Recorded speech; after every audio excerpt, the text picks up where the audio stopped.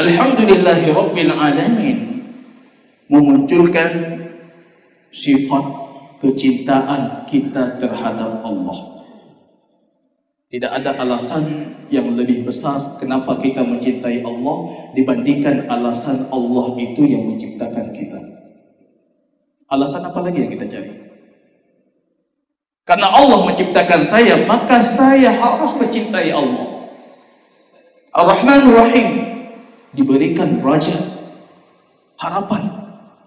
Mengharap jangan kepada selain Allah, mengharap hanya kepada Allah. Ini memang secara teori gampang. Ketika pulang ke rumah, tiba-tiba kita mengharap masa depan kita kepada anak. Maliki yaumiddin, al-khauf. Takut. Harus takut.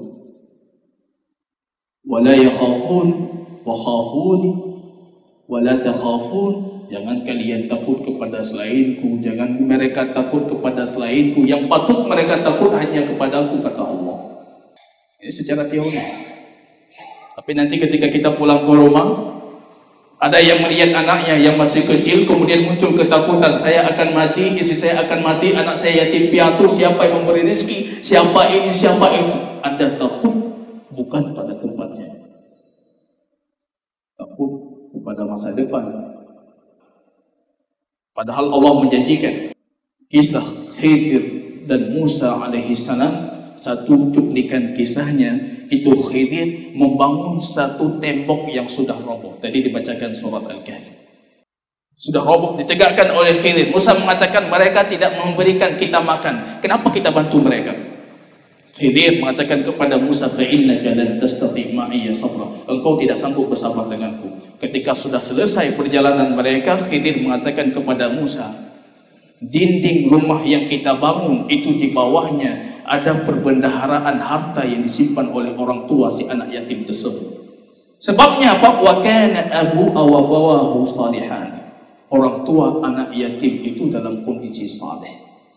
Ini yang harus kita jaga sebenarnya. Kita saleh, istri kita salihah, jaminan mustakbal masa depan anak kita itu di tangan Allah. Allah jaga. Fattaqullah, cuma cukup kita bertakwa kepada Allah. Ini takut. Kalau betul-betul kita implementasikan pengamalannya sempurna, baru kita beranjak ke iyyaka na'budu wa iyyaka nasta'in.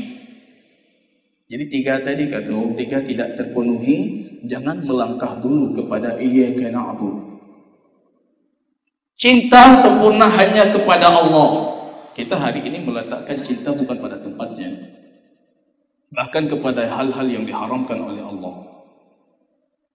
Rajat harapan sempurna hanya kepada Allah. Takut, kesempurnaan ketakutan kita hanya kepada Allah. Tiga ini dinamakan oleh para ulama dengan arkan al-ibadah, rukun ibadah.